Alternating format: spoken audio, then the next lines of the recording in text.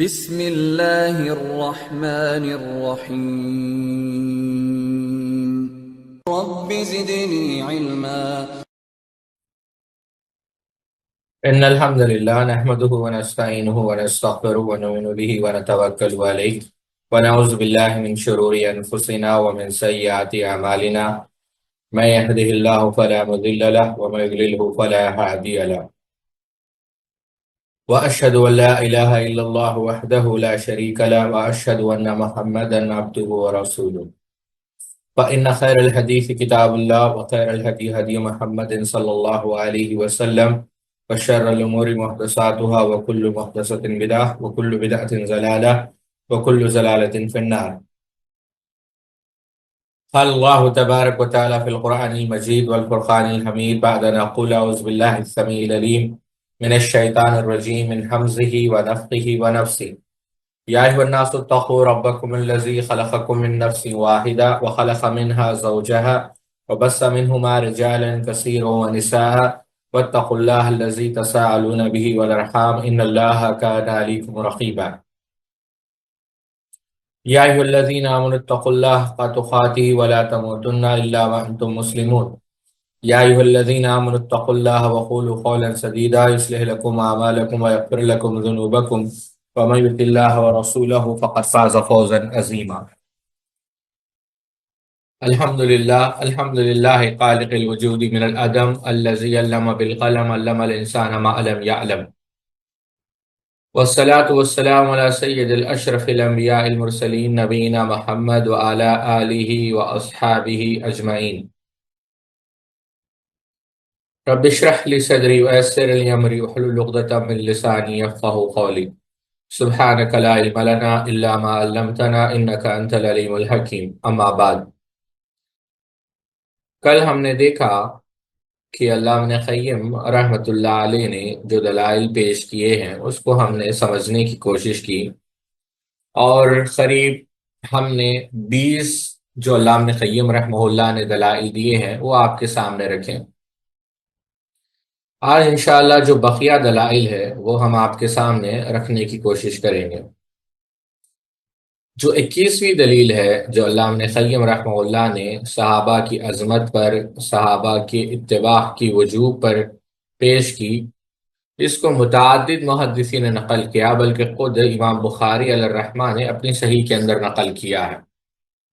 اور راوی جیسا کہ آپ دیکھ رہے ہیں سیدنا حذیفہ ابن یمان رضی اللہ تعالی عنہ ہے. اور وہ روایت کیا ہے؟ امام بخاری رحمہ اللہ اپنی صحیح کے اندر نقل کرتے ہیں، حذیفہ ابن یمان رضی اللہ تعالی عنہ نے کہا: یا معاشر القراء استقیموا فقد سبقتم سبقا بعیدا فإن اخذتم یمینا وشمالا لقد ضللتم ضلالا بعیدا. کہ اے قراء کی جماعت، قرآن و حدیث پڑھنے والوں، تم اگر قرآن و حدیث پر نہ جموگے، ادھر ادھر دائیں بائیں راستہ لوگے تو بھی گمراہ ہوگے، اور بہت ہی بڑے گمراہ، یعنی راستے سے ہٹ جاؤ گے. یعنی ان لوگوں سے کہیں افضل ہوں گے جو تمہارے بعد آئیں گے. یہ ترجمہ آپ غور کریں اس بات کو اور سمجھنے کی کوشش کریں کہ جو تم سے پہلے تھے، یعنی یہ تو بخاری کے الفاظ ہے، لیکن طبرانی اور ابو نعیم کے الفاظ یہ ہے کہ جو تم سے پہلے تھے تم ان کا طریقے پر چلتے رہو. حذیفہ بن یمان رضی اللہ تعالیٰ عنہ کہتے ہیں، یعنی صحابہ کے راستے پر تم چلتے رہو. واللہ، اللہ کی قسم، اگر تم اس پر قائم ہو گئے تو تم ترقی کر لو گے، اور اگر تم نے دائیں بائیں جانب چھوڑ دیا، یعنی جیسے ہم نے بخاری کے اندر دیکھا، بخاری کے جو الفاظ ہے صحیح بخاری کے، تو تم کیا ہو جاؤ گے؟ گمراہ ہو جاؤ گے. یعنی وَمَن يُشَاقِقِ الرَّسُولَ مِن بَعْدِ مَا تَبَيَّنَ لَهُ الْهُدَىٰ وَيَتَّبِعْ غَيْرَ سَبِيلِ الْمُؤْمِنِينَ نُوَلِّهِ مَا تَوَلَّىٰ وَنُصْلِهِ جَهَنَّمَ وَسَاءَتْ مَصِيرًا. اللہ رب العزت نے قرآن مجید میں سورہ نساء میں یہی بات کہی کہ ہمیں چاہیے کہ ہم صحابہ کا جو راستہ ہے اس راستے کو ہم اختیار کریں. وَمَن يُشَاقِقِ الرَّسُولَ مِن بَعْدِ مَا تَبَيَّنَ لَهُ الْهُدَىٰ وَيَتَّبِعْ غَيْرَ سَبِيلِ الْمُؤْمِنِينَ. تو صحابہ کا راستہ، نولیہ ما تولی ونصلیہ جہنم وساءت مصیرا، یہ علامہ قیم رحمہ اللہ نے 21ویں دلیل پیش کی۔ اچھا، اس کے بعد علامہ قیم رحمہ اللہ نے جو 22ویں دلیل پیش کی، کہتے ہیں کہ خوارج کا ایک گروہ سیدنا جندب بن عبداللہ رضی اللہ تعالی عنہ کے پاس آیا اور کہا کہ اے صحابی رسول، ظاہر سی بات ہے وہ صحابہ کا ادب تو نہیں کرتے تھے، تمہیں کتاب اللہ کی طرف ہم بلاتے ہیں، یعنی ہم تمہیں قرآن کی طرف دعوت دیتے ہیں۔ تو صحابی نے کیا جواب دیا؟ فرمایا یعنی تم قرآن کی طرف دعوت دیتے ہو ہمیں؟ یعنی قرآن تو ہمارے زمانے میں ہم اللہ کے رسول صلی اللہ علیہ وسلم کی صحبت ہم نے اختیار کی، ہم نے قرآن اترتے ہوئے دیکھا۔ انہیں کہا ہم، تو آپ رضی اللہ تعالیٰ عنہ نے کیا کہا اس کے جواب میں؟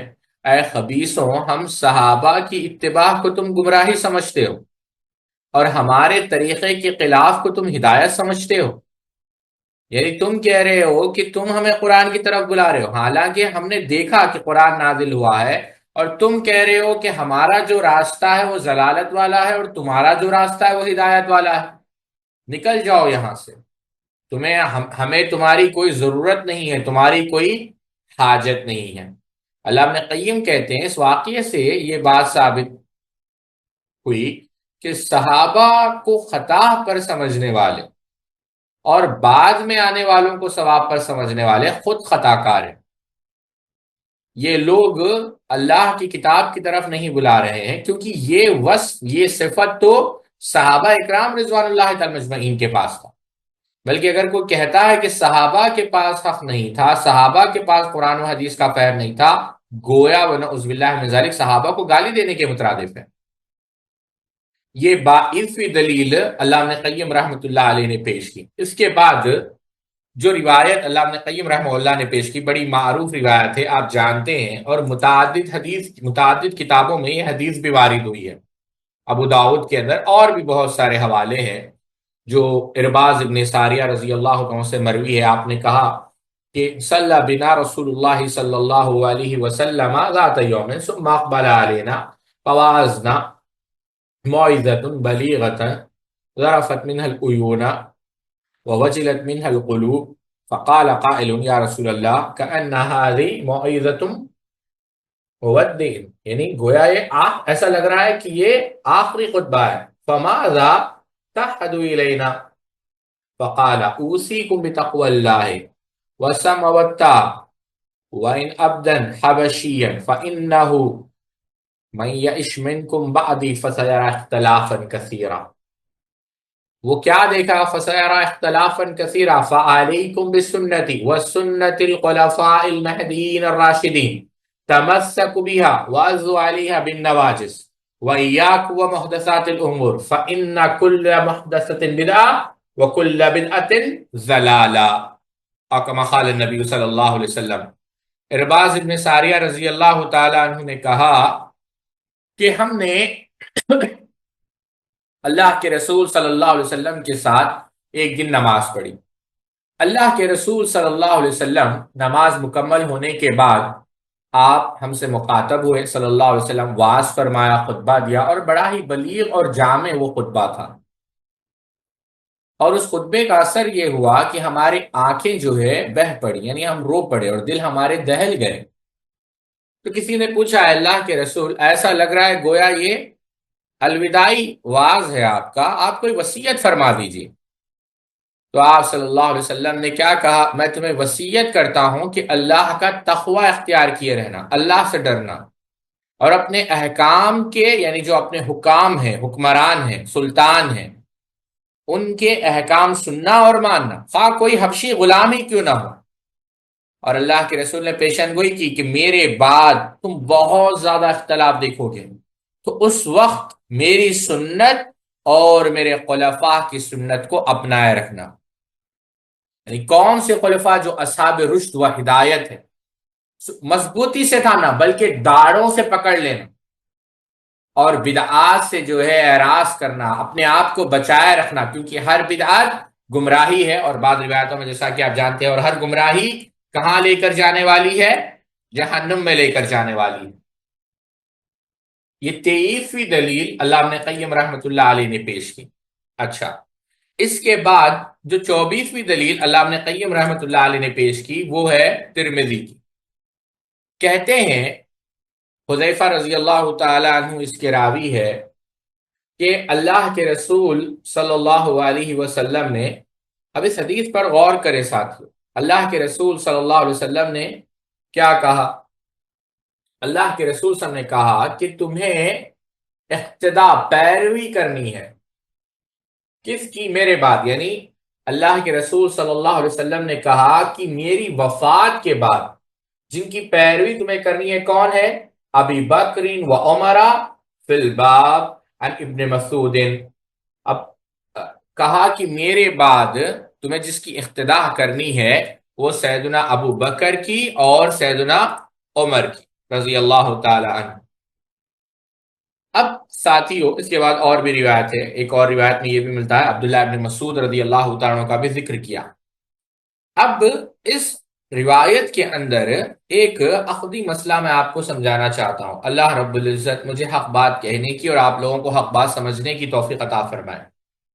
یہاں پر ایک چیز واضح ہے ساتھیو، اور وہ چیز کیا ہے کہ اہل سنت والجماعت کا عقیدہ کیا ہے کہ خلیفہ بالفصل کون ہے؟ اللہ کے رسول صلی اللہ علیہ وسلم کی وفات کے بعد خلیفہ کون؟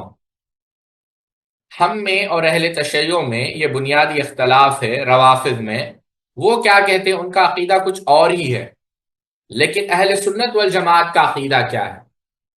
شیخ الاسلام علامہ ابن تیمیہ رحمۃ اللہ علیہ نے العقیدۃ الواسطیہ کے اندر واضح طور پر کہا کہ یقیناً اہل سنت والجماعت یہ ایمان رکھتے ہیں کہ رسول اللہ صلی اللہ علیہ وسلم کے بعد خلیفہ سیدنا ابو بکر ہے، پھر سیدنا عمر ہے، پھر سیدنا عثمان ہے، پھر سیدنا علی ہے رضوان اللہ تعالی مجمعین۔ جو شخص ان میں سے کسی ایک کی خلافت میں بھی طعن کرتا ہے، نقص نکالتا ہے، علامہ ابن قیم کہتے ہیں وہ گھریلو گدھے سے بھی زیادہ احمق ہے، یعنی اتنا دماغ بھی اس کے پاس نہیں۔ امام یحییٰ ابن معین رحمۃ اللہ علیہ نے اپنی تاریخ کے اندر یہ بات کہی کہ اس امت میں نبی کریم صلی اللہ علیہ وسلم کے بعد سب سے بہتر شخص سیدنا ابو بکر ہے، پھر سیدنا عمر ہے، پھر سیدنا عثمان، پھر سیدنا علی۔ ہمارا یہی قول اور ہمارا یہی مذہب ہے بقول یحییٰ ابن معین رحمۃ اللہ علیہ۔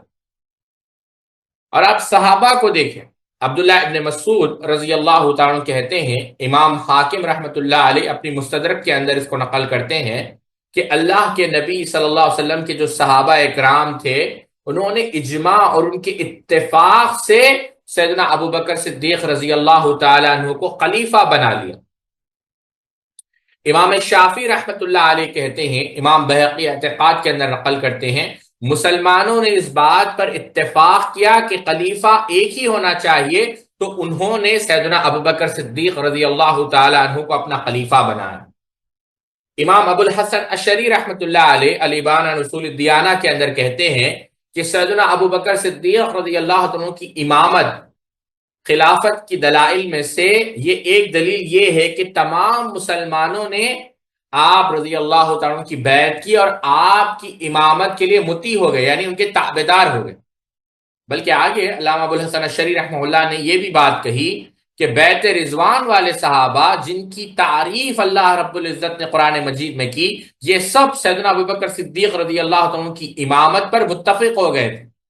ان سب نے آپ کا نام اللہ کے رسول صلی اللہ علیہ وسلم کے خلیفہ، یعنی خلیفۃ الرسول اللہ، اللہ کے رسول کا خلیفہ مقرر کیا، آپ کی بیعت کی اور آپ کی اطاعت کی۔ ایک بہت بڑے امام گزرے ہیں جن کو امام ذہبی نے امام الحافظ الثقہ کے نام سے یاد کیا ہے، ابو محمد عبداللہ ابن محمد ابن عثمان الواسطی۔ ان کا انتقال ہوا 373 ہجری میں۔ خطیب بغدادی رحمہ اللہ تاریخ بغداد کے اندر لکھتے ہیں، مہاجرین، ان کا قول کہ مہاجرین و انصار نے سیدنا ابوبکر صدیق رضی اللہ عنہ کی خلافت پر اجماع و اتفاق کر لیا تھا۔ یہاں یہ بات یاد رکھے ساتھیو کہ اللہ کے رسول صلی اللہ علیہ وسلم نے کیا کہا کہ میری امت ضلالت پر، گمراہی پر جمع نہیں ہو سکتی۔ حافظ ابو نعیم الاصبہانی رحمۃ اللہ علیہ نے اپنی کتاب الامامہ کے اندر جو روافظ کے رد میں لکھی تھی، کہا کہ ان روافظ سے کہا جائے گا جو مہاجرین و انصار کہ سیدنا ابوبکر صدیق رضی اللہ عنہ کی متفق ہو جانے پر معترض ہے کہ کیا ان صحابہ کا سیدنا ابوبکر صدیق رضی اللہ عنہ کی خلافت پر جمع ہو جانا تلوار کے ساتھ ان کے مجبور کرنے کی وجہ سے تھا، یا مال کے ساتھ ان کی تالیف قلبی کی وجہ سے تھا، یا کنبے قبیلے کے ساتھ غلبہ حاصل کرنے کی وجہ سے تھا؟ ابو نعیم سوال کر رہے ہیں کہ کیوں صحابہ ان کی خلافت پر متفق ہوئے؟ کیا وہ دنیاوی غرض تھی؟ نہیں، کیونکہ اجتماع ان وجوہ سے قاری نہیں ہوتا، لیکن یہ سب چیزیں ان صحابہ سے محال ہے، کیونکہ اللہ رب العزت نے ان کی عدالت کی گواہی دی، وہ قابل تعریف لوگ تھے۔ تو صحابہ ان کی امامت پر، ان کی خلافت پر کیوں متفق ہوئے؟ وہ اس وجہ سے کہ ان کا جمع ہونا اس لیے تھا کہ وہ خلافت کے لیے سیدنا ابوبکر صدیق رضی اللہ عنہ کا استحقاق، فضیلت، مسابقت جانتے تھے۔ انہوں نے آپ رضی اللہ کی بیعت ان فضائل و مناقب کی وجہ سے کی تھی جو اللہ تعالیٰ نے سیدنا ابوبکر رضی اللہ عنہ کے ساتھ خاص کیے تھے۔ امام حاکم رحمت اللہ علیہ اپنے مستدرک کے اندر لکھتے ہیں کہ صحابہ اکرام سے صحیح روایت کا بیان کہ وہ سیدنا ابوبکر صدیق کو اللہ کے رسول کا خلیفہ کہہ کر مخاطب کرنے پر متفق تھے، کسی کا بھی اختلاف نہیں۔ امام بیہقی نے الاعتقاد کے اندر لکھا کہ مسلمانوں کے سیدنا ابوبکر صدیق رضی اللہ عنہ کی بیعت پر متفق ہو جانے اور ان کے آپ رضی اللہ عنہ کی امامت کے لیے مطیع ہو جانے، بلکہ یہ باب باندھا ہے امام بیہقی رحمت اللہ علیہ نے، یعنی اتفاق تھا تمام صحابہ رضوان اللہ تعالی مجمعین کا۔ یہ کون کہہ رہے ہیں؟ امام بیہقی رحمت اللہ علیہ۔ یہاں پر ایک بات میں آپ کو سمجھانا چاہوں گا، آپ لوگ سوچ رہے ہوں گے کہ یہ موضوع کو اتنی تفصیل سے کیوں بیان کیا جا رہا ہے۔ میں عطاء الرحمان سے جو ہے درخواست کروں گا کہ آپ جو شیخ صفی الرحمان مبارک پوری علیہ الرحمہ کی تصنیف ہے، آپ جو ہے اس کو شیئر کریں تاکہ طلباء کو ایک اندازہ آئے کہ کس قدر روافظ کے دلوں میں نفرت ہے ان پاک ہستیوں کو لے کر۔ ابھی آپ دیکھیں ساتھیوں، یہ شیخ صفی الرحمان مبارک پوری رحمت اللہ علیہ کی کتاب ہے ایران کا اسلامی انقلاب، پس منظر اور ماحول۔ آپ نے اس میں ایک باب باندھا ہے ابو بکر و عمر و عثمان اور عام صحابہ کی تکفیر اور لعنت وغیرہ۔ شیعہ کتابوں میں عام صحابہ کو کافر کہا گیا ہے۔ کفر کے اس فتوے سے بمشکل 7 صحابی بچ سکے۔ ابو بکر و عمر رضوان اللہ تعالی مجمعین کے خلاف بدزبانی اور لعنت کا وہ طوفان ہے جسے نقل کرنا مشکل ہے۔ شیعوں کا عقیدہ ہے کہ یہ جو سمجھتے ہیں کہ ابو بکر و عمر کو اسلام سے کچھ بھی تعلق تھا اسے سخت عذاب دیا جائے گا، نعوذ باللہ من ذالک۔ شیعہ کتابوں میں ابو بکر و عمر کو ناپاک، ملعون، طاغوت، ظالم، غاضب، اس امت کا فرعون و حامان، سب سے زبردست منافق، نبی کریم صلی اللہ علیہ وسلم کا سب سے بڑا دشمن اور اسلام کے لیے سب سے زیادہ نقصان رسا اور ساری برائیوں کی جڑ کہا گیا ہے۔ غور سے سنیں، ایک شیعہ روایت ملاحظہ ہو، شیطان کو جہنم کی بیڑی کے 70 توق پہنا کر میدان حشر کی طرف ہانکا جائے گا۔ وہ نظر دوڑائے گا تو دیکھے گا اس کے آگے ایک آدمی ہے جسے عذاب کے فرشتے کھینچ لے جا رہے ہیں اور اس کی گردن میں جہنم کے 120 توق پڑے ہوئے ہیں۔ شیطان قریب جا کر کہے گا اس بدبخت نے کیا کیا تھا کہ مجھ سے بڑھ کر عذاب ہو رہا ہے، حالانکہ ساری مخلوق کو تو میں نے گمراہ کر رکھا تھا اور ہلاکت گاہ میں پہنچایا تھا۔ وہ شخص شیطان سے کہے گا میں نے کچھ نہیں کیا تھا، صرف علی ابن ابی طالب کی خلافت غضب کر لی تھی۔ دیکھیں آپ الانوار النعمانیہ، میں سکینس بھی بتاؤں گا کتاب کے اندر، صبر رکھیں۔ جانتے ہیں حضرت علی رضی اللہ عنہ کی خلافت کے غازی بقول شیعہ کون ہیں؟ یہ نعوذ باللہ من ذالک ابو بکر و عمر۔ دیکھیں آپ، انسان کے رونگٹے کھڑے ہو جائے، یہ اتنی ناپاک قوم ہے جو خنزیر سے بھی زیادہ بے حیا ہے اور کتے سے بھی زیادہ ناپاک ہے۔ یہ کہہ رہی ہے یعنی الفاظ کو کیا دہرایا جا سکتا ہے؟ کوئی غیرت مند مسلمان ایک الفاظ کو دہرانا بھی پسند نہیں کرے گا۔ ظالم متصف شیعوں کی یہ مسلمہ روایت نقل کر کے اس پر حاشیہ لگاتا ہے کہ بظاہر اس شخص یعنی ابو بکر و عمر نے خلافت غضب کرنی ہی کی اپنی بدبختی اور زیادتی عذاب کا مستقل سبب سمجھا، اور یہ نہ جانا کہ قیامت تک دنیا میں جو کفر و نفاق اور ظالموں اور چیرہ دستوں کا غلبہ رہا وہ بھی اسی کی کرتوت کا نتیجہ ہے۔ شیعوں کا درود یہ ہے، دیکھیں آپ درود کیا ہے، درود کے اندر جو ہے لام تان ہے شیخین کریمین پر۔ کافی اور وافی میں حضرت ابو بکر، یہ شیعوں کی کتابیں ہیں، ابو بکر اور عائشہ و حفصہ اور عام صحابہ پر لعنتوں کی مار ہے۔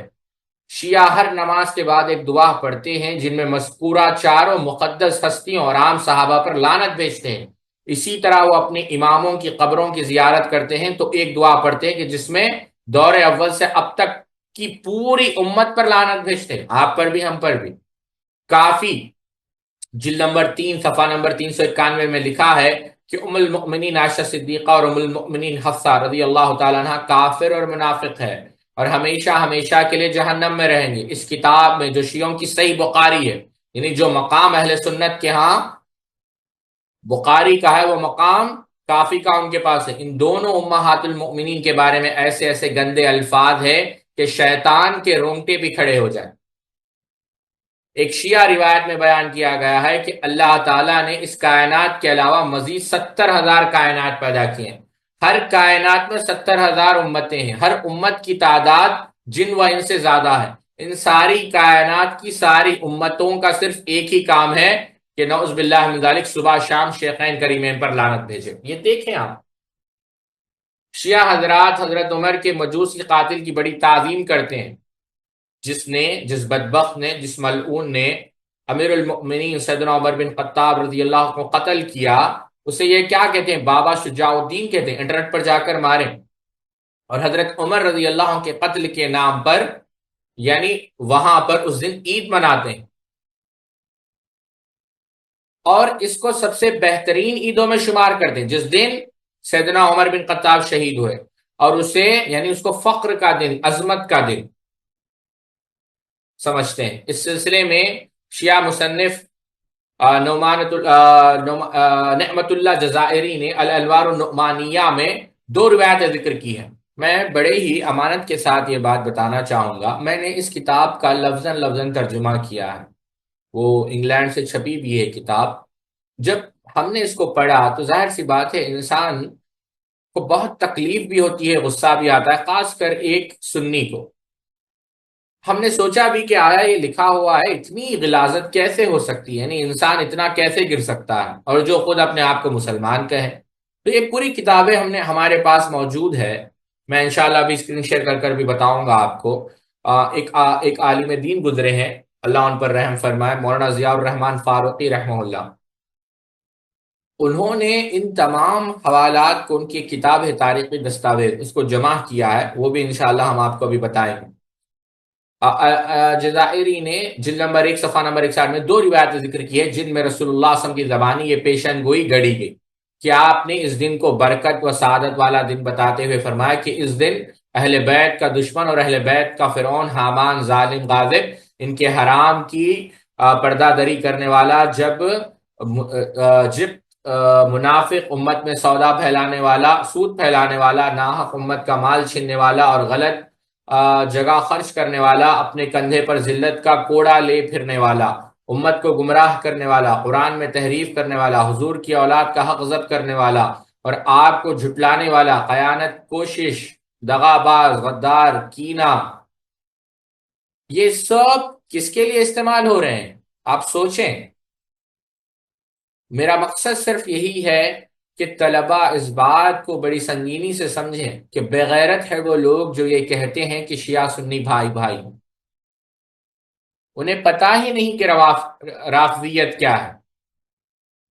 آپ ایسے لوگوں کو بھائی کہیں گے، اور یہ بھی کہلوایا گیا ہے کہ اللہ نے مجھ سے وعدہ کیا ہے تمہارے بعد علی کا حق جو غضب کرے گا اس کی روح پر عذاب علیم کھول دوں گا، اور اس کو اور اس کے ساتھیوں کو جہنم کی ایسی گہرائی میں پہنچا دوں گا کہ ابلیس بھی اس پر جھانک کر لعنت کرے گا، اور اس منافق کو قیامت کے روز میدان حشر میں انبیاء کے فرعونوں اور دین کے دشمنوں کے درمیان عبرت بناؤں گا، اور انہیں اور ان کے ماننے والوں کو اور سارے ظالموں اور منافقوں کو ہمیشہ ہمیشہ کے لیے جہنم میں جھونک دوں گا۔ یہ دیکھیں آپ، اب ان شیخ صفی الرحمن وارکپوری کہتے ہیں، اور ان روایتوں میں مزید آگے چل کر اللہ کا یہ ارشاد نقل کیا گیا ہے کہ اے محمد، میں نے ساتوں آسمانوں کے باشندوں کو جو تمہارے شیعہ اور محبین ہے حکم دیا ہے کہ میں جس دن اس ظالم کو اٹھاؤں گا اس دن عید منائیں، بیت معمور کے سامنے میری کرامت کی کرسی نصب کرے، میری ثنا کرے، اور اولاد آدم میں سے تمہارے شیعوں کے لیے استغفار کرے۔ یہ پورے آپ دیکھیں، کہتے ہیں شیخ صفی الرحمن مبارکپوری رحمہ اللہ، یہ ہے حضرت ابو بکر و عمر اور عام صحابہ کے ساتھ شیعت کی جوش عداوت کی ایک ادنا سی جھلک۔ غور کریں اس لفظ پر، یہ نہیں کہ پورے ان کے عقائد، صرف ایک چھوٹی سی جھلک ہے یہ۔ اگلے صفحے پہ جائیں، دیکھیں خمینی صاحب نے، آج کے شیعوں کا بھی یہی عقیدہ ہے، آیت اللہ خمینی، اس نے کیا لکھا ہے، اس کی کتاب آپ دیکھیں یہاں پر، حکومت الاسلامیہ۔ سارے احکام شریعت کے قاضی تو حضرت علی تھے، مگر ان احکام کا بیان صادق تک کے لیے مؤخر ہو گیا کہ صادق سے پہلے کے ائمہ پر اتنی مصیبتیں اور آزمائش ہیں کہ ان احکام کو بیان کرنے کی گنجائش نہ پا سکے۔ اس کا صاف مطلب کیا ہے کہ سیدنا جو تینوں خلفاء ثلاثہ تھے اور دیگر مسلم حکمران تھے، خمینی کے نزدیک کیا ہے، وہ ظالم تھے، بلکہ اتنے سخت ظالم تھے کہ انہوں نے حق بیان کرنے نہیں دیا، نعوذ باللہ من ظالم۔ پھر ایک اور مقام پر اس نے یہ بھی لکھا ہے کہ ہمارے ائمہ اور ان کے ماننے والے شیعہ ہر جگہ ہر دور میں ظالمانہ اقتدار کا مقابلہ کرتے رہے، انہوں نے ظلم سے کبھی بھی مصلیت نہیں کی، اس لیے انہیں بہت کچھ ظلم و تکلیف سہنی پڑی۔ ایک اور مقام پر اس نے یہ بھی لکھا ہے، اگلے صفحے پہ جائیں، آپ دیکھیں یہاں پر جگہ جگہ خمینی کے جو ہے حوالے نقل کیے گئے ہیں۔ میں آپ کو اور حوالے بتاتا ہوں بات سمجھانے کے لیے۔ تو بات یہ عرض کر رہا تھا کہ اہل سنت والجماعت کا عقیدہ یہ ہے، جیسا کہ شیخ الاسلام علامہ ابن تیمیہ رحمۃ اللہ علیہ نے منہاج السنہ کے اندر بیان کیا، کہتے ہیں کیونکہ جب امت مسلمہ نے سیدنا ابو بکر رضی اللہ عنہ کو خوشی سے بغیر مجبور کیے جانے کی خلافت سونپی تھی، اور آپ رضی اللہ عنہ کو اللہ تعالیٰ اور اس کے رسول صلی اللہ علیہ وسلم پسند کرتے تھے، آپ رضی اللہ عنہ امت میں سے افضل ترین شخص تھے، تو اس سے امت کے علم اور دین کا بھی علم ہوتا ہے، کیونکہ اگر امت پر یہ کام لازم کیا جاتا تو یہ کہا جا سکتا تھا کہ اسے اس حق پر نہ چاہتے ہوئے مجبور کیا گیا ہے، جیسا کہ بنی اسرائیل کے ساتھ یہ معاملہ چلتا رہا ہے۔ اور کوئی خیال کرنے والا یہ خیال کر سکتا تھا کہ امت میں جاہلیت باقی ہے، یعنی نسب کی وجہ سے متقدم ہونے کا قانون، مقدم ہونے کا قانون۔ جب وہ آپ رضی اللہ عنہ کی بیعت پر متفق ہو گئے اور ان میں سے کسی قریشی یا کسی انصاری نے کبھی بھی یہ نہیں کہا کہ میں اس معاملے میں آپ رضی اللہ تعالی عنہ سے زیادہ حقدار ہوں، تو جس شخص نے پہل منازعت کی، اس کی منازعت بھی جو تنازع ہے صدیق اکبر کے بارے میں نہ تھی، بلکہ وہ اس بات کا مطالبہ کرتے تھے کہ ایک امیر ان میں سے ہو اور دوسرا قریش میں سے، یعنی کسی نے سیدنا ابوبکر کی حقانیت کا انکار نہیں کیا، بس اتنا کہا جو ابتدا میں تھا، وہ بھی چند لمحات کے لیے، کہ ایک امیر یہاں سے ہو ایک امیر وہاں سے، بلکہ وہ اس بات کا مطالبہ کرتے تھے کہ ایک امیر، شیخ الاسلام تیمیہ کہتے ہیں، بلکہ وہ اس بات کا مطالبہ کرتے تھے کہ ایک امیر ان میں سے ہو اور دوسرا قریش میں سے۔ جب اس کے لیے یہ بات واضح ہو گئی کہ یہ خلافت معاملہ قریش میں ہی ہے، تو انہوں نے اختلاف ختم کر دیا، پھر انہوں نے بغیر ترغیب و ترہیب کے سیدنا ابو بکر صدیق رضی اللہ کی بیعت کر لی، بغیر چو چرا۔ آپ رضی اللہ عنہ کی بیعت ان لوگوں نے کی جنہوں نے درخت کے نیچے رسول اللہ صلی اللہ علیہ وسلم کے ہاتھ پر بیعت رضوان کی تھی، ان لوگوں نے بھی جنہوں نے عقبہ کی رات آپ صلی اللہ علیہ وسلم کی بیعت کی تھی، ان لوگوں نے بھی جنہوں نے ہجرت کرتے وقت آپ صلی اللہ علیہ وسلم کی بیعت کی تھی، ان لوگوں نے بھی مسلمان ہوتے وقت آپ سب کی بیعت کی تھی، اور ان لوگوں نے بھی جنہوں نے بغیر ہجرت کے آپ صلی اللہ علیہ وسلم کی بیعت کی تھی، جیسا کہ آزاد کردہ غلام وغیرہ. کسی نے، شیخ الاسلام تیمیہ کے الفاظ پر غور کرے، کسی نے کبھی بھی یہ نہیں کہا کہ میں اس معاملے میں ابو بکر رضی اللہ عنہ سے زیادہ حقدار ہوں، اور نہ یہ بات کسی نے کسی معین شخص کے بارے میں کہی کہ وہ اس معاملے میں ابو بکر رضی اللہ عنہ سے زیادہ حقدار ہے. ہاں، یہ بات اس شخص نے کہی تھی جس میں بھی عربی یا فارسی جاہلیت موجود تھی کہ رسول اکرم صلی اللہ علیہ وسلم کا گھرانہ ولایت کا زیادہ حق رکھتا ہے. یعنی بعد میں عبداللہ ابن سبا کی یہ بات تھی، کیونکہ عرب لوگ جاہلیت میں اپنے سرداروں کے گھر والوں کو مقدم کرتے تھے، اسی طرح فارسی لوگ اپنے بادشاہ کے گھر والوں کو مقدم کرتے تھے. چنانچہ جس سے ایسی بات منقول ہے وہ اسی طرف ہی اشارہ کرتا رہا، جیسے کہ اچھا، اس رائے کے حامل شخص کو سیدنا علی رضی اللہ عنہ سے کوئی غرض نہ تھی، بلکہ اس کے نزدیک، اب آپ غور کریں، شیخ الاسلام ابن تیمیہ رحمہ اللہ نے یہاں پر تفصیل سے یہ بات بیان کی ہے کہ خلافت کا جو حق تھا وہ سیدنا ابو بکر صدیق رضی اللہ عنہ کا تھا، اور پورے صحابہ اس پر متفق تھے. اور اسی کو اختصار کے ساتھ امام ابن کثیر رحمہ اللہ نے بھی البدایہ والنہایہ میں کہا کہ جو شخص ہمارے ذکر کردہ دلائل پر غور و فکر کرے گا، اس کے لیے مہاجرین و انصار صحابہ اکرام کا ابو بکر رضی اللہ تعالیٰ کو مقدم کرنے پر اجماع ظاہر ہو جائے گا. نیز اس فرمان نبوی کے برہان واضح ہو جائے گا کہ اللہ اور مؤمنوں، آپ غور کریں، اللہ اور مؤمن ابو بکر رضی اللہ عنہ کے علاوہ ہر شخص کا انکار کرتے ہیں. اسی طرح اس کے لیے ظاہر ہوگا کہ اللہ کے رسول صلی اللہ علیہ وسلم نے لوگوں میں سے کسی کے لیے بھی صراحتاً خلافت ثابت نہیں کی تھی، نہ سیدنا ابو بکر کے لیے جیسا کہ بعض اہل سنت کا خیال ہے، اور نہ سیدنا علی کے لیے جیسا کہ بعض راویوں کا، بلکہ آپ سب نے ایسے واضح اشارے فرمائے جن کو ہر عقل و شعور والا شخص سیدنا صدیق اکبر رضی اللہ عنہ کی طرف سمجھتا ہے. حافظ ذہبی رحمہ اللہ نے بھی اپنی کتاب سیر اعلام النبلاء کے اندر بڑی پیاری بات کہی. آپ نے کہا کہ عشر مبشرہ صحابہ اکرام کی سیرت پر میسر مواد ہے. وہ قریش، مہاجرین، بدر والوں اور بیت رضوان والوں سب صحابہ سے افضل اور دنیا آخرت میں اس امت کے سردار ہیں. اللہ تعالیٰ رافضیوں کو تباہ کرے، وہ کتنے گمراہ اور کتنے قائش پرست تھے. کیسے انہوں نے ان میں سے ایک کی فضیلت کا اعتراف کیا اور باقی 9 کے حق میں خیانت کی اور ان پر جھوٹ باندھا کہ انہوں نے سیدنا علی رضی اللہ عنہ کی خلافت کے بارے میں نص کو چھپا لیا تھا. اللہ کی قسم ایسی کوئی بات نہیں ہوئی کہ انہوں نے اپنے خیال سے آپ رضی اللہ عنہ کے بارے میں جھوٹ گھڑ لیا ہو، اپنے نبی کی مخالفت کی ہو، اور بنو تیم میں سے ایک ایسے آدمی کی بیعت کی طرف جلدی کی ہو جو تجارت و کاروبار کرتا تھا. یہ کام نہ اس کے مال کی طرف رغبت کرتے ہوئے کیا اور نہ اس کی قبیلے سے ڈرتے ہوئے کیا. افسوس، کیا کوئی ذرا سی بھی عقل رکھنے والا شخص ایسا کر سکتا ہے؟ اگر یہ کام ایک شخص سے ممکن ہو تو جماعت سے ممکن نہیں. اگر جماعت سے بھی ممکن ہو تو اس حالت میں ایسا ہونا مہاجرین و انصار کے ہزاروں سردار، امت کے سربراہ اور اسلام کے بہادروں سے محال ہے.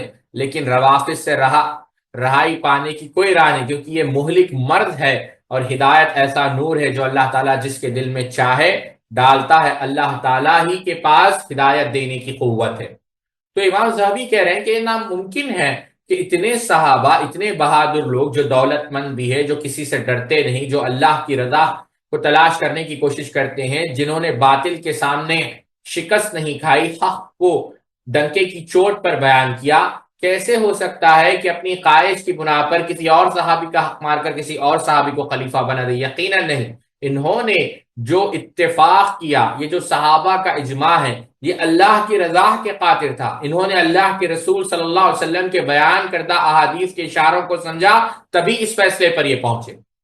امام ابن کثیر رحمہ اللہ نے البدایہ والنہایہ میں ایک بات کہی، اور جو کہتے ہیں جلد نمبر 7، اور جو بات اکثر جاہل شیعہ اور بد دماغ واعظین بیان کرتے ہیں، یہ امام ابن کثیر کے الفاظ ہیں کہ نبی کریم صلی اللہ علیہ وسلم نے سیدنا علی کو خلافت کے بارے میں وصیت کی تھی. کہتے ہیں کہ یہ جھوٹ ہے. ابن کثیر کہتے ہیں یہ جھوٹ ہے، بہتان ہے، افترا ہے،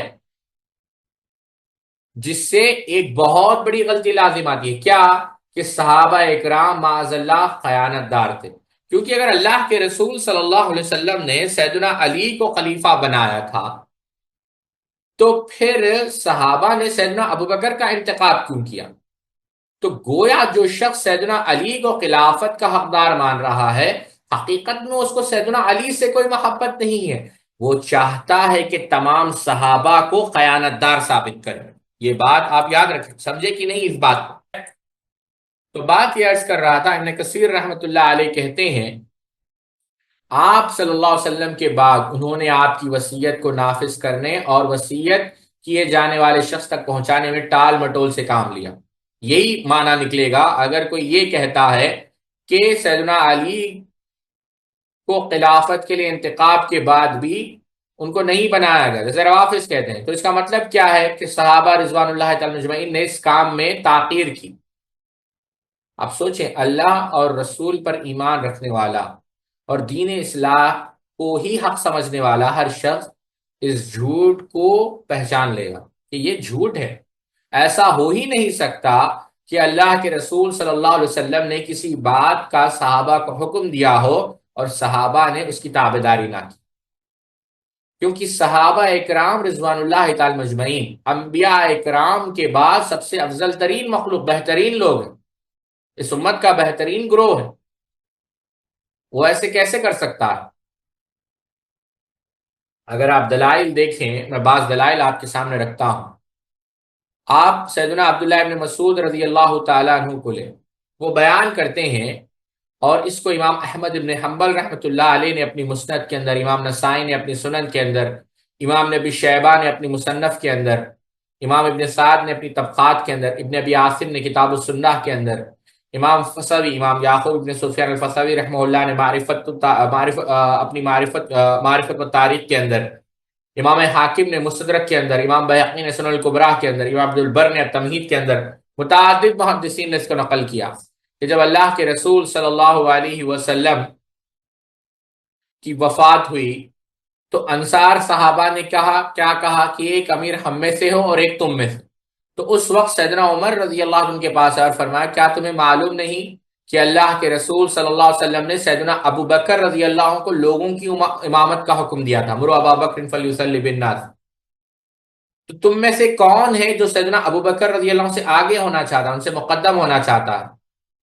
تو پورے لوگوں نے کہا نعوذ باللہ، انصار نے کہا اللہ کی پناہ، ہم نہیں چاہتے کہ ہم سیدنا ابو بکر رضی اللہ تعالیٰ سے آگے بڑھیں، ہم اللہ کی پناہ مانگتے ہیں۔ آپ سمجھے اس بات کو؟ یعنی متفق ہو گئے سیدنا عمر رضی اللہ تعالیٰ عنہ کی بات پر۔ امام بخاری اپنی صحیح کے اندر نقل کرتے، سیدنا انس نے کیا کہا، میں نے سیدنا عمر رضی اللہ عنہ کو اس دن سیدنا ابو بکر رضی اللہ عنہ سے کہتے سنا کہ ممبر پر چڑھے وہ مسلسل یہ بات کہتے رہے حتیٰ کہ آپ رضی اللہ تعالیٰ عنہ سیدنا ابو بکر ممبر پر چڑھ گئے، پھر تمام لوگوں نے آپ رضی اللہ عنہ کی بیعت کر لی۔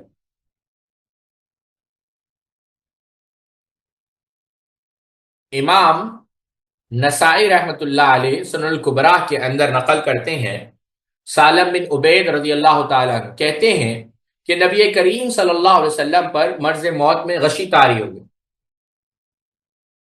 جب آپ صلی اللہ علیہ وسلم بیدار ہوئے، آپ نے کہا کیا نماز کا وقت ہو گیا ہے؟ تو صحابہ نے عرض کیا اللہ کے رسول صلی اللہ علیہ وسلم جی ہاں۔ تو آپ صلی اللہ علیہ وسلم نے فرمایا کہ حکم دو بلال کو کہ وہ اذان دے، حکم دو بلال کو وہ اذان دے، اور سیدنا ابو بکر کو کہو رضی اللہ تعالیٰ عنہ کہ وہ لوگوں کو نماز پڑھائے۔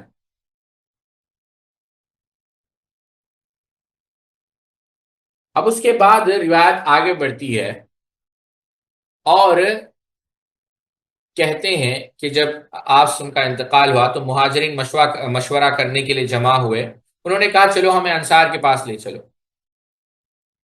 انصار نے کہا کہ ایک امیر ہم سے ہو اور ایک امیر تم سے ہو۔ تو سیدنا ابو بکر رضی اللہ تعالی عنہ نے یہی بات کہی کہ دیکھو ہمارے پاس ایک ایسا شخص ہے، ایک تو امام ہے، دوسری بات جو سیدنا عمر نے کہی غور کریں، اذ ہما فی الغار اذ یقول لصاحبی لا تحزن ان اللہ معنا، یعنی ایک ایسا شخص جس کا ذکر اللہ رب العزت نے کہا لا تحزن ان اللہ معنا، اللہ کے رسول کہتے ہیں کہ ڈرو مت ابو بکر، غمگین مت ہو، گھبراؤ نہیں، اللہ ہمارے ساتھ ہے۔ اب یہ فضیلت کس کو ملی ہے؟ تو سیدنا عمر نے یہ آیت کی تلاوت کی، اپنا ہاتھ بڑھایا، امام نسائی نے نقل کیا ہے اس کو، اور بیعت کی، اور سب لوگوں نے سیدنا ابوبکر صدیق رضی اللہ عنہ پر بیعت کی۔ بعض اعتراضات لوگ کرتے ہیں کہ سعد بن عبادہ رضی اللہ تعالیٰ عنہ نے بیعت نہیں کی، حالانکہ اگرچہ یہ بخاری کے اندر ہے، لیکن آپ دیکھیں گے کہ امام زہری رحمہ اللہ کی تدلیس کی وجہ سے یہ روایت جو ہے، آپ یاد رکھیں کہ صحیح بخاری کے تمام مرفوع روایتوں پر اتفاق ہے۔ اب کسی کا قول آ جائے تو وہ حجت نہیں ہوتا۔ اب یہ علمی بحث ہے، اگر آپ اس کو سمجھنا چاہیں تو آپ جب امام بخاری رحمۃ اللہ علیہ کے علوم و فنون کے متعلق جو کتابیں لکھی گئی ہے اس کو زیر بحث آئیں گے تو بڑی لمبی بحث ہے، وہ ہمارا موضوع ہے نہیں۔ لیکن اتنی بات آپ یاد رکھیں کہ یہ بات ثابت نہیں ہے کہ سیدنا عبادہ، سعد بن عبادہ رضی اللہ تعالیٰ عنہ نے سیدنا ابو بکر صدیق کے ہاتھ پر بیعت نہیں کی تھی، یہ بالکل غیر ثابت شدہ بات ہے۔ یہ بھی کہا جاتا ہے کہ سیدنا علی رضی اللہ تعالی عنہ نے بھی سیدنا ابوبکر صدیق رضی اللہ عنہ کی بیعت نہیں کی۔ اس کے جواب میں اتنی ہی بات، یہی بات کہوں گا جو امام بہقی رحمۃ اللہ علیہ نے الاعتقاد کے اندر کہی، کہ یہ جو بیان کیا گیا ہے کہ سیدنا علی رضی اللہ تعالی عنہ نے سیدنا ابوبکر رضی اللہ عنہ کی بیعت نہیں کی یا چند ماہ کے بعد کی، یہ ام المؤمنین عائشہ صدیقہ رضی اللہ عنہ کا قول نہیں، بلکہ یہ امام زہری کا قول ہے۔ کسی راوی نے اسے کیا کیا، ام المؤمنین عائشہ صدیقہ اور سیدہ زہرا رضی اللہ تعالی عنہ کے قصے والی حدیث میں داخل کر دیا، اور جو معمر بن راشد تھے اس کو یاد رکھا اور مفصل طور پر بیان کر کے اسے زہری کا قولی قرار دیا، یعنی یہ حدیث سے جدا ہے۔ اور ہم نے سیدنا ابو سعید خدری رضی اللہ تعالی عنہ سے ایک موصول حدیث بیان کی، ان کے بعد والے اہل مغازی بھی یہی کہتے ہیں کہ سیدنا علی رضی اللہ تعالی عنہ نے اسی دن بیعت کر لی تھی۔ یہ بات یہیں پر امام بیہقی رحمہ اللہ کا کلام ختم ہوتا ہے۔ ایک جگہ اور بھی تفصیل سے جو سیدنا ابو سعید خدری رضی اللہ کو ذکر کیا ان کی جو روایت کا، وہ انشاءاللہ وقت ہو چکا ہے، کل ہم تفصیل سے جو ہے اگلے حصے میں اس کو بیان کریں گے۔ اللہ رب العزت سے دعا ہے اللہ رب العزت ہم سب کو کہنے سننے سے عمل کرنے کی توفیق عطا فرمائے، صحابہ رضوان اللہ تعالی مجمعین کی محبت ہمارے دل میں راسخ فرمائے۔ سبحانک اللہم و بحمدک، اشہد ان لا الہ الا انت، استغفرک و اتوب الیک۔ السلام علیکم ورحمۃ اللہ وبرکاتہ۔